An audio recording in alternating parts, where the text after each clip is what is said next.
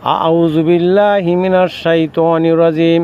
বিসমিল্লাহির রহমানির রহিম। আল্লাহ পাক রব্বুল আলামিন বলেন, রমজান মাসে কোরআন নাজিল হয়েছে।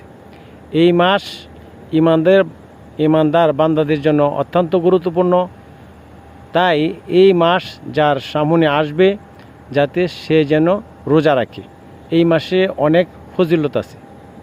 তা আল্লাহ তাআলা ইরশাদ করেন, ওমান কানা মিনকুম মারদান আও আলা সাফারিন ফাইদ্দাতুম মিন আইয়ামিন উখরা।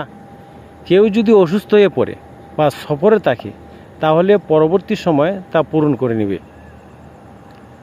ইউরিদুল্লাহু বিকুমুল ইসরা ওয়ালা ইউরিদু বিকুমুল উসরা। আল্লাহ সহজ চান, কঠিন চান না। ওয়ালিতুকমিলুল ইদ্দাতা, যাতে পরবর্তী সময় তা পূরণ করে নিতে পারো। ওয়ালিতুকাব্বিরুল্লাহ, আল্লাহর বরত্ব প্রকাশ করো। মা হাদাকুম ওয়ালা আল্লাকুম তাশকুরুন, যিনি তোমাদের হেদায়েত দিয়েছেন, যাতে তোমরা শুকর করতে পারো।